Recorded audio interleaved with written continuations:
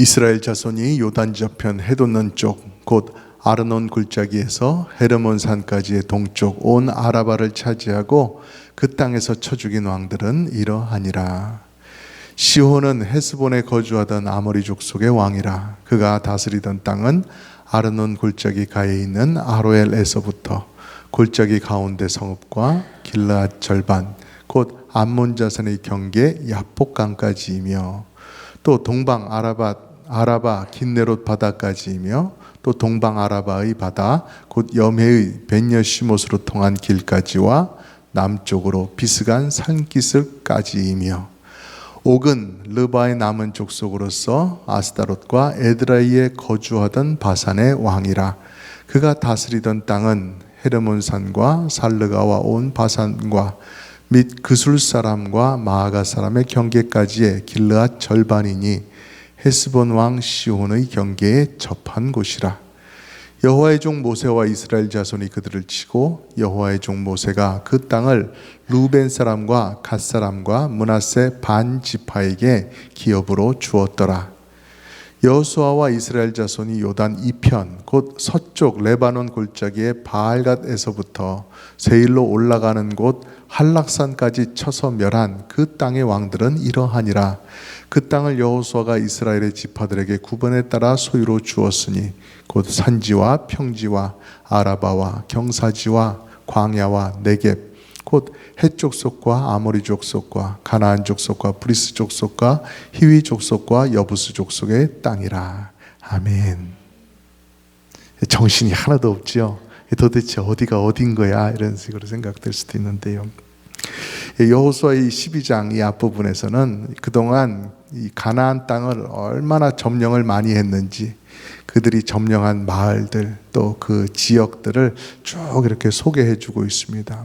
그들이 차지한 땅은 어떠한 지역이었는지, 그리고 그들이 쳐서 멸한 여러 왕들은 어떠한 왕이었는지, 이제 그런 것들을 다 기록을 하고 있습니다.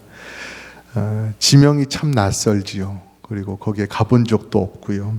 어디가 어딘지 모르니까 충분히 낯설고 지루하게 느껴질 수도 있습니다. 그런데 이스라엘 백성들이 가나안 땅에 들어가서 점령을 일단락한 이때입니다. 점령을 마무리한 때였어요. 그렇기 때문에 이때에 기록되어 있는 어디까지 점령을 하였다, 어디까지 우리가 얻었다라고 기록하는 그 마을들의 리스트, 또 지역을 한번 우리가 살펴보면서 거기에 담겨 있는 의미가 무엇인가 하는 것도 생각해 보는 게 좋을 것 같습니다. 이 점령한 곳을 쭉 설명을 할 때 먼저 이렇게 요단강을 딱 기준으로 잡고 오른쪽, 왼쪽 이렇게 나눠서 설명을 합니다. 먼저는 그 요단강의 오른쪽 편, 동편 쪽, 그쪽을 말씀을 하지요.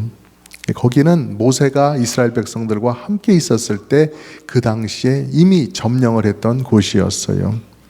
그래서 1절에서 보면은 요단강의 동쪽 편, 여러분 보시기에 오른쪽이죠. 그러니까 그 오른쪽 편에 있는 땅을 어떻게 점령을 하고 거기가 어디까지인지를 설명을 해주고 있습니다. 1절 말씀을 보면은요, 이스라엘 자손이 요단 저편, 그러니까 이 약속의 땅 안으로 들어와 있으니까 그들이 동쪽을 바라볼 때 저 요단강 저쪽 편, 그러니까 동편이 되는 것입니다. 이스라엘 백성들이 지금 가나안 땅 안에 들어와 있기 때문에 그렇습니다. 요단 저편 해돋는 쪽, 곧 아르논 골짜기에서 헤르몬 산까지의 동쪽 온 아라바를 차지하고 그 땅에서 쳐 죽인 왕들은 이러하니라 하였습니다.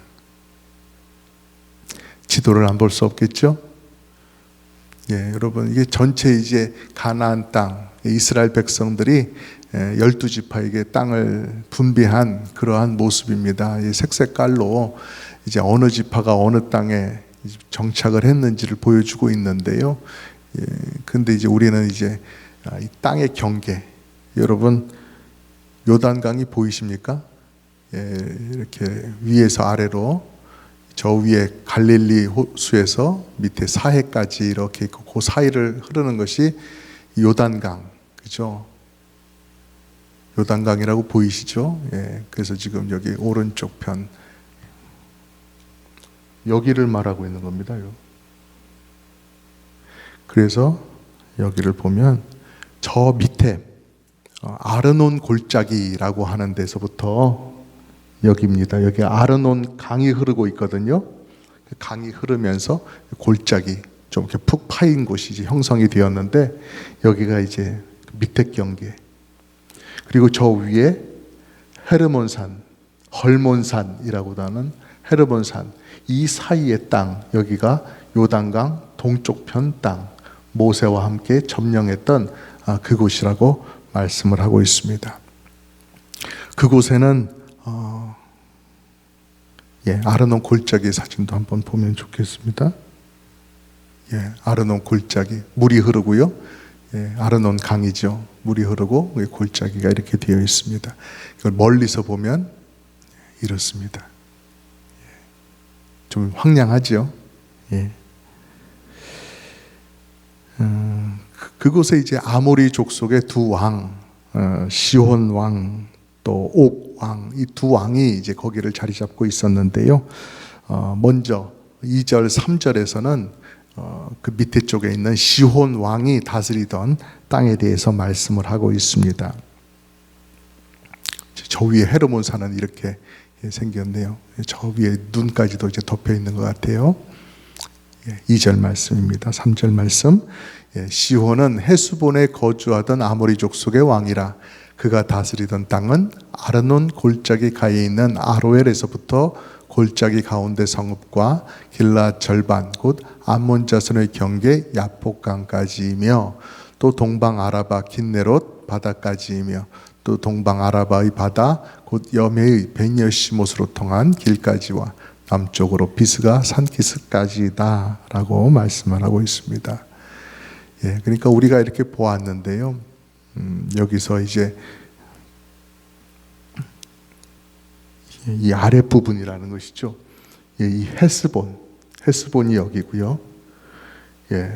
헤브론하고 헷갈리지 마시고요. 헤스본이라고 하는 곳이 있는데, 여기 이제 시온 왕이 거점을 잡고 있었다.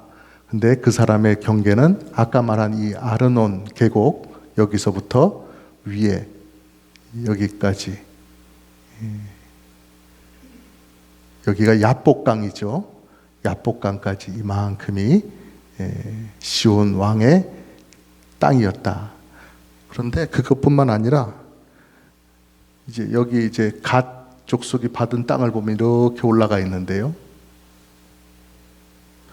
저기 위에 갈릴리 호수, 그러니까 긴네롯이라고도 얘기를 하는데요. 여기서부터 쭉 내려와서 벤여시못이 이쪽이고요. 여기 비스가산, 느보산이라고도 말하는 그 산이 여기 있습니다. 그래서 이렇게 해서 이렇게 가로지르는 여기도 포함하고 있다. 밑에 이만큼 하고 이제 이렇게 쭉 올라갔다 내려오는 이만큼도 다 포함되어 있다. 이제 그런 것들을 말씀을 하고 있습니다. 그러니까 이 밑에 쪽에 이 르우벤이 받은 땅, 그리고 이 갓 족속이 갓 지파가 받은 땅, 이런 것이 시혼 왕의 땅이었다. 우리가 이렇게 볼 수가 있는 것 같아요. 그리고 또 한 명의 이제 왕이 있었죠. 그 옥 왕이라고 하는데요. 그 사람의 땅은 어디냐? 그럼 나머지 땅이죠. 이 밑에 쪽 부분이 아니라 나머지 땅. 그래서 4절 5절을 보면 옥은 르바의 남은 족속으로서 아스다롯과 에드레이에 거주하던 바산의 왕이라. 그가 다스리던 땅은 저 위쪽으로 헤르몬산과 살르가와 온 바산과 및 그술 사람과 마아가 사람의 경계까지의 길르앗 절반이니 헤스본 왕 시혼의 경계에 접한 곳이라. 이렇게 말씀하고 있습니다.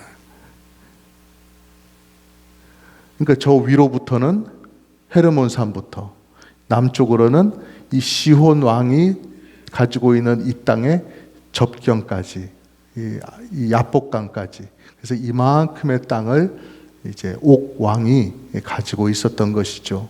그 사람의 그 왕의 중심지는 여기 아스다롯과 에드레이, 여기를 중심으로 삼고 있었던 이런 나라였다.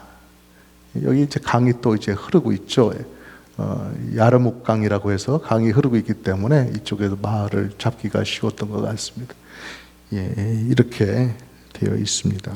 그러니까 이 오광의 영토, 여기는 어느 지파가 이어받았어요? 므낫세 반지파, 므낫세 지파의 반이 저기에 정착을 해서 살게 되었던 것입니다. 이렇게 해서 요단강 동쪽을 이제 설명을 한 겁니다. 여러 지명이 나오고 복잡해 보이긴 하지만 요단강 동쪽에는 아모리 사람의 두 왕이 있었다. 시혼 왕과 옥 왕이 있었는데 그 땅을 모세가 있을 때 다 차지했고 그것을 이스라엘 12지파 중에서 두 지파 반, 르우벤, 갓, 므낫세 반지파가 나눠 받았다. 이 말씀을 하고 있는 것입니다. 여러분 이해가 다 되시지요? 그 말씀을 하는 거예요. 6절에 여호와의 종 모세와 이스라엘 자손이 그들을 치고 여호와의 종 모세가 그 땅을 루벤 사람과 갓 사람과 므낫세 반지파에게 기업으로 주었다라고요. 그러면 이제 요단강 동편을 이제 얘기했으니까 요단강 서편, 요단강의 왼쪽 편, 그 지역을 이제 여호수아와 어떻게 점령을 했는지 이제 그것을 이제 알려주셔야 되잖아요. 그래서 저 위로는 이제 레바논 골짜기에서부터 아래로는 저 에서의 후손들이 살고 있는 곳과 이제 맞닿아 있었다라고 하는 그런 말씀을 7절에서 하고 있습니다. 여호수아와 이스라엘 자손이 요단 이편 곧 서쪽 레바논 골짜기의 바알갓에서부터 세일로 올라가는 곳 한락산까지 쳐서 멸한 그 땅의 왕들은 이러하니라라고 말씀을 하고 있습니다. 그냥 우리가 아는 대로 저 위에는 여기서부터 레바논에 닿은 그런 골짜기에서부터 밑으로는 이쪽이 이제 에돔 족속 에서의 후손들이 살고 있던 광야인데요.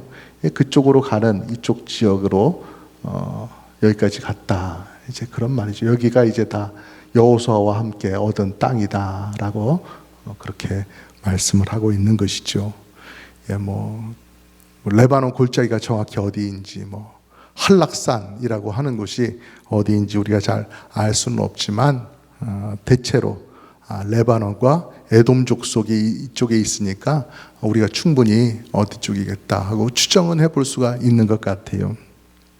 여기서 얻은 이 요단강의 이 왼편 쪽 땅, 이쪽 땅을 이제 다 점령을 했으니 이것을 나머지 9지파 반에게 이제 분배를 해 주어야 되는데 여기서 얻은 땅과 또 31명의 왕들 그런 것들을 쭉 나열을 이제 할 텐데 그 전에 이 땅이 어떻게 생긴 땅인지 이 땅 안에는 대충 어떠한 지형들이 있는지 그런 것들을 또 우리에게 알려주신다는 거예요. 그게 8절 말씀입니다. 곧 산지와 평지와 아라바와 경사지와 광야와 네겝 곧 헷 족속과 아모리 족속과 가나안 족속과 브리스 족속과 히위 족속과 여부스 족속의 땅이라. 여러 족속의 땅을 주시는데 그 안에는 이렇게 다양한 지형들이 있다라고 하는 그러한 말씀입니다. 산지, 이스라엘에 우리가 산지가 많은 것을 알고 있어요. 그렇지만 산지만 있는 것은 아닙니다. 이스라엘은 평지도 있었습니다. 그 지중해 해변가를 따라서 나중에는 그 블레셋 사람들이 거기서 이제 많이 이렇게 머물던 그곳, 그쪽에는 평지도 있었어요. 그리고 이제 아라바라고 해서 저 위에 갈릴리 호수서부터 밑에 사해까지 이렇게 흐르는 요단강, 이 요단강 주변에 있는 땅을 아라바라고 그러는데요. 비가 많이 오고 물이 많이 흐르면 이제 거기가 이제 강처럼 이렇게 쭉 흐르는데요. 그러나 이제 건기가 되고 비가 흐르지 않으면 거기가 점점 이렇게 줄어들고 이제 거의 마른 땅처럼 되는 데들이 이제 드러난단 말이죠. 흙바닥들이 이렇게 드러나요. 그런 곳을 이제 아라바라고 합니다. 또 경사지가 있어요. 산지에서 저기 지중해 평지까지로 내려가는 그 비탈이 완만한 비탈들이 넓은 면적으로 그렇게 펼쳐져 있는 그런 것들이 있었다라는 것이에요. 또 광야라는 것이 있었어요. 그 유대 땅의 밑에 쪽에 보면 여러 종류의 광야가 있었는데요. 대표적으로 유다 광야라고 하는 것이 있었죠. 그냥 평평한 들이 아니고 정말 무슨 그랜드 캐년 같은 그런 모양이죠. 유다 땅하고 가까이 붙어 있는 곳이었어요. 그리고 그 밑으로 가면 이제 네겝이라고 해가지고 남방이라고 하는 뜻이에요. 네겝이라고 부르는 것이 그 밑에 쪽에 있는 사막과도 같고 광야와도 같고, 사막이라도 불러도 되고 광야라고 불러도 될 만한 그런 아무것도 없는 황량한 그런 땅이었어요. 그게 땅이 저렇다 보니까 경계가 되었던 것이겠죠.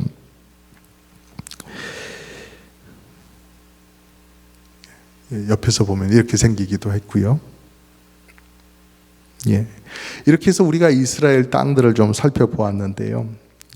우리는 어디가 어딘지를 잘 모릅니다. 그래서 보면은 좀 지루해 보이고 나한테는 의미가 없는 말씀 같다. 건너뛸까? 내가 알 수 있는 그런 뭔가 내용이 있는 곳으로 좀 빨리 건너뛰고 싶다라고 하는 그런 생각도 드는 말씀인데요. 그러나 이스라엘의 후손들에게는 어땠겠어요? 그 마을 하나가 한 구절 한 구절이 다 감동으로 다가오지 않았겠어요? 바로 여기를 우리 조상들이 피땀 흘려 전쟁을 치러가면서 다 점령해 갔구나. 그리고 우리의 조상들이 거기에 정착해서 삶을 살았구나. 우리 조상들의 삶, 우리 민족의 삶이 담겨 있는 그러한 터전이니까요. 하나하나가 다 감동이었을 것입니다. 그리고 더 큰 또 의미가 담겨 있어요. 어떤 것이에요? 하나님께서 이 땅을 주기로 약속하셨고 마침내 그 약속을 그대로 실현시켜 주셔서 정말 이 땅을 이스라엘 백성들이 가질 수 있도록 해 주셨다는 사실이에요. 이스라엘 백성들이 400년 넘게 애굽, 이집트에 가서 살았어요. 대접이 좋을 때는 나그네였지만, 이방인이었지만, 대접이 나쁠 때는 종처럼 이렇게 노예처럼 전락하던 그러한 시절, 400년 가까운 시절을 그렇게 보냈다는 것이죠. 그리고 거기서 끝나고 나왔을 때 아직 이스라엘 땅으로는 들어가지 못하고 그 광야를 돌 때 저렇게 황량한 땅을 40여 년간 돌았다는 것이죠. 정말 서럽고 불편한 이 삶을 오랫동안 살아왔던 이스라엘 백성들인데요, 마침내 신실하신 하나님의 약속이 이루어져서 그 가나안 땅, 그 모든 것을 이스라엘 백성들이 차지하게 되었다라는 것이죠. 그래서 하나님의 약속대로 이루어져서 그 땅을 이스라엘 백성들이 받았기 때문에 그 땅에서 대대로 후손들과 함께 행복을 누리며 하나님을 잘 섬길 수 있는 그러한 터전을 갖게 되었다라는 것입니다. 그렇기 때문에 이스라엘 백성들에게 주신 이 땅, 이 가나안 땅은 단지 집을 지을 수 있는 어떤 장소, 아니면 곡식을 기르고 또 가축을 먹일 풀이 있는 곳, 뭐 이런 것만 의미하는 것은 아니었다라는 것이에요. 그 땅은 믿음으로 얻은 전리품이었어요. 전쟁에 이겨서 얻은 전리품. 그러나 무력으로 싸워서 이긴 것이 아니라 믿음으로 싸워서 받게 된 전리품이었다라는 것이에요. 그렇기 때문에 그것은 하나님께서 우리에게 주신 선물이다라고 받을 수 있었던 것이었죠. 하나님께서 주신 것이었어요. 그리고 하나님의 백성들이 거기에 모여 살면서 대대로 하나님을 마음껏 자유롭게 열심히 섬길 수 있는 믿음의 터전이 될 수가 있었던 것이기도 하고요. 그리고 그곳에 성전을 세우고 그곳에서 말씀을 중심으로 신앙생활을 하면서 이스라엘 백성들만 하나님을 섬기는 것이 아니라 그들에게는 선교적 사명이 있었잖아요. 그래서 다른 이방 사람들도 이 이스라엘 사람들을 보면서 거기에 세워진 성전과 하나님께서 주신 율법의 말씀을 보면서 하나님을 알 수 있도록 또 하나님께로 나올 수 있도록 하는 그런 선교적인 사명이 있었는데 그것을 수행하는 선교적인 근거지가 되는 땅이었다라고 하는 것이었어요. 그리고 또 한 가지 큰 의미, 바로 그 땅은 메시아께서 오실 땅이었다라는 것입니다. 메시아를 기다리고 메시아를 만날 장소가 되는 것이었죠. 우리가 텃밭에서 키우는 고추 그 몇 그루가 이제 가을이 되고 그러면 이제 고추를 이제 맺잖아요. 그것을 이렇게 따가지고 이렇게 소쿠리에 담아 보면은 그 색깔이 참 얼마나 고운지 몰라요. 막 빨갛기도 하고 파랗기도 한 것이 막 햇볕에 반짝반짝반짝 한단 말이죠. 보석도 아닌 것이 보석처럼 반짝거리고 색깔이 그렇게 아름다울 수가 없어요. 그것이 소쿠리에 한가득 이렇게 차 있는 것을 보면 얼마나 우리의 마음이 기쁜지 몰라요. 하나님께 감사가 저절로 나오죠.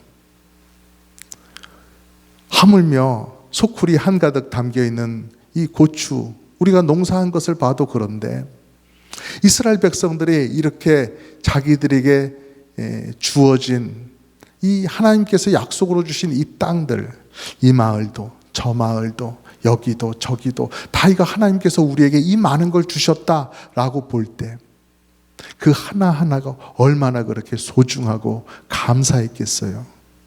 야, 이걸 다 우리에게 다 주셨단 말이야. 하나님께서 여러 가지 지형들을 우리에게 주셨는데 막 눈이 쌓이는 아주 저 높은, 올라가면 아주 추운 헐몬산도 주시고 산악 지형도 주시고 바다도 주시고 강도 주시고 호수도 주시고, 호수는 호수인 것 같은데 되게 짠 호수도 주시고, 뭐 골짜기도 주시고 저런 광야도 주시고, 정말 이 세상에서 볼 수 있는 모든 지형들을 다 압축해 놓은 것 같은 그런 땅을 주셨단 말이죠. 멀리 안 가도 다 여기 있다라는 것이죠. 그런 곳에서 하나님께서 다채로운 구원의 이야기를 써내려가기 위해서 다 이런 거를 주셨다라는 것이죠. 그런 것들을 생각하면 기대가 되는 것이고 얼마나 설렜겠어요. 하나님께서 이런 땅을 그냥 주신 게 아니다.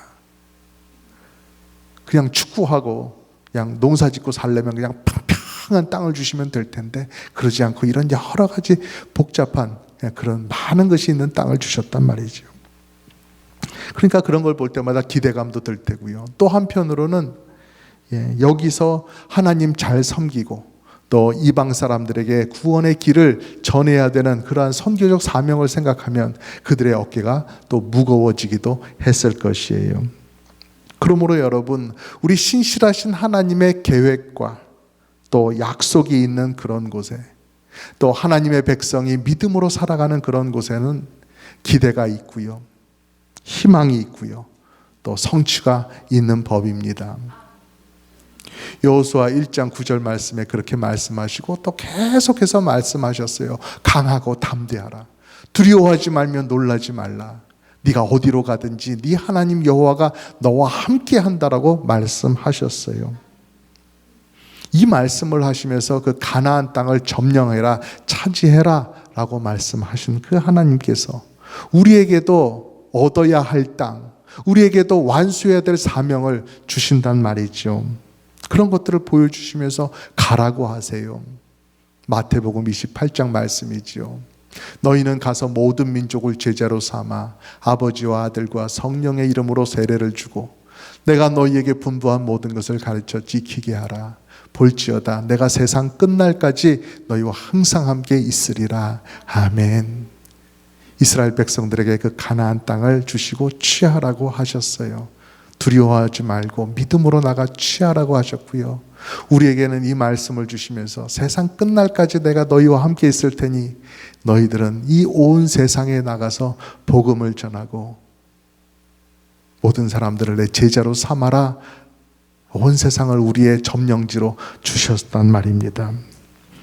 그러니 이 말씀 안에서 우리는 온 열방이 모여서 예수님을 찬양하는 그러한 날을 꿈꾸어야 할 것입니다. 지금 당장 내가 하는 일이 작아 보인다 할지라도 여러분 낙심하지 마시기 바랍니다. 내가 지금 내 교회에 있는 내 형제 자매, 내 동역자들과 함께 이루어가는 일이 그리 큰 일처럼 보이지 않는다고 해서 실망하지 마시기 바랍니다. 중단하지 마시기도 바랍니다. 우리가 이뤄가는 목표, 우리가 행하는 작은 섬김도, 오늘 우리 말씀 속에서 보는 많은 지형과 많은 마을들 이름처럼 우리 하나님께서 하나하나 기억해 주고 계실 것입니다. 하나님께서 기록하고 계실 거예요. 하나님께서 하나하나 짚어보시면서, 그래, 네가 이 사람까지도 얻었구나. 네가 이런 것까지도 충성하며 나를 위해 섬겼구나. 그것을 우리 하나님께서 기억하실 거예요. 우리 하나님은 완벽하신 분이셔서 이 가나안 땅을 통째로 이스라엘 백성에게 주시는 그 일 실패하지 않으셨습니다. 마찬가지로 예수 그리스도 안에서 온 열방을 제자로 삼는 것, 그것 또한 실패하지 않으실 것입니다. 그 일을 위해서 우리가 부름을 받고 쓰임을 받고 있는 것 아니겠습니까? 오늘 이 말씀, 승리의 찬양과도 같은 이런 말씀 마음속 깊이 간직하시고 우리의 대장 되신 예수님 따라서 잘 걸어가시기를 주님의 이름으로 축복합니다.